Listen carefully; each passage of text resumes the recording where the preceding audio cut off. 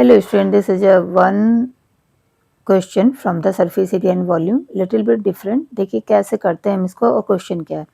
A cloth having an area of 165 meter square is shaped into a form of a conical tent of radius this. तो एक कपड़ा हमारे पास है जिसका area इतना दे रखा है मीटर स्क्वायर में, और इससे हम लोग एक कोनिकल टेंट बना रहे हैं जिसका रेडियस 5 मीटर है. तो इस पे हमें दो क्वेश्चंस निकालने हैं, दो क्वेश्चन के आंसर निकालने हैं कि how many students can sit in the tent if and on average a student occupy this metre square of on ground. ठीक है, फिर वॉल्यूम ऑफ कोन निकालना है. तो पहला वाला पार्ट जो है बहुत ही सिंपल है.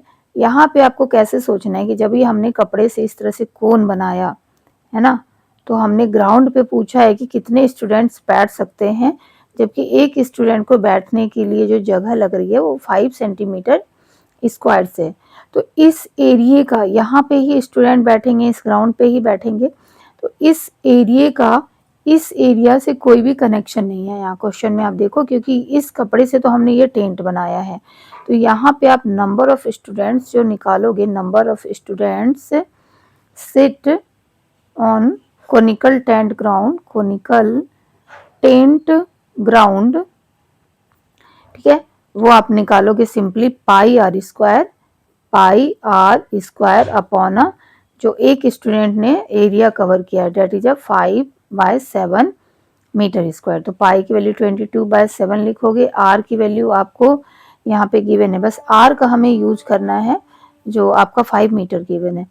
तो 5 × 5 और डिवाइडेड बाय 5/7. तो ये आपका 7 कट जाएगा, ये 7 नीचे आएगा, ऊपर जाएगा, और आपका यहाँ पे एक 5 भी कैंसिल हो जाएगा. तो नंबर ऑफ स्टूडेंट तो आपको सिंपली मिल गया कि 110 स्टूडेंट्स कैन बी फिल. तो होप आपको ये पार्ट समझ में आया, क्योंकि सिटिंग प्लेस क्या होती है, ग्राउंड में है.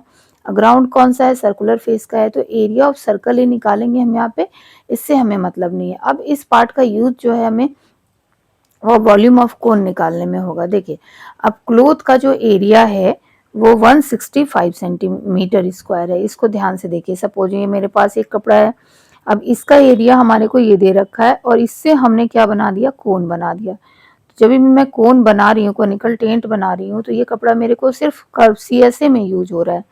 तो CSA ऑफ कोन लिखोगे आप यहाँ पे, CSA ऑफ कोन इज 165. ठीक है, क्योंकि इसी का यूज है. और CSF कोन क्या होता है, पाई आर एल इक्वल टू 165. तो यहाँ पे आपके पास आर गिवन है, तो एल की वैल्यू आप यहाँ से निकालोगे 165 अपॉन पाई आर. क्योंकि मैं कॉन्सेप्ट के समझाने के लिए मैं वीडियो बनाती हूँ, इसी किसी को भी पूरी डिटेल सॉल्यूशन देना मेरा पर्पस नहीं है. बस पर्पस ये है कि बच्चे कॉन्सेप्ट समझेंगे तो बहुत आसानी से खुद से वो सॉल्यूशन निकाल सकते हैं, और उनको मैथ बहुत ही आसान लगनी शुरू हो जाएगी. तो इसलिए मैं आपको बताने का मेरा तरीका बिल्कुल अलग होता है. अब देखिए, इसी कपड़े से हमने यहाँ पे ये बनाया है, तो अब यहाँ पे पाई की वैल्यू और आर की वैल्यू रख के हमें जो एल की वैल्यू मिलेगी उसको हम कैलकुलेट कर लेते हैं. इसका कैलकुलेशन क्या आएगा, 22/7. तो 7 हमारा ऊपर आ जाएगा और 5 नीचे. तो ये आप कैलकुलेट करके देखो, इसमें एल की वैल्यू क्या आ रही है.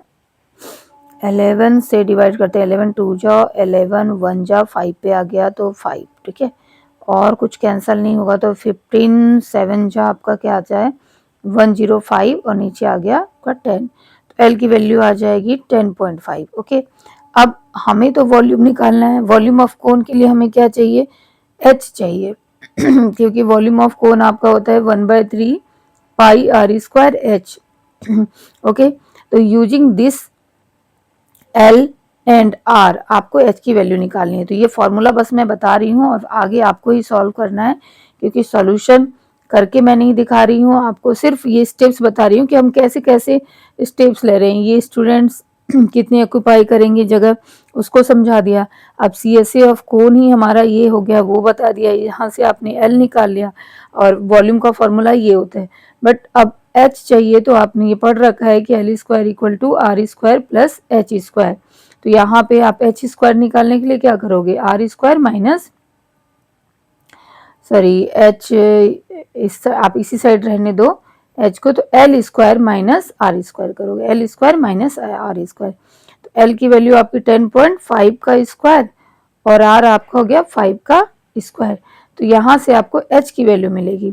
अब एच की जो भी वैल्यू मिलेगी आप यहाँ पुट करके उसकी वॉल्यूम निकाल लोगे। तो hope the question is a clear. My purpose is to be just clear the concept to all of you and make your develop your interest about the mathematics. That's why मैं ऐसे कई questions लेकर आती हूँ और आप मेरे channel पे यहाँ सीख सकते हो बहुत ही एक्यूरेसी के साथ किस तरह से हम क्वेश्चन को करेंगे। और टाइम भी हमें ध्यान रखना होता है क्योंकि क्वेश्चन में ज़्यादा टाइम नहीं देना। और बहुत सारे क्वेश्चंस में आपको मैंने ये भी सिखा रखा है कि आप कैलकुलेशन को कैसे इजी स्टेप्स में कर सकते हो।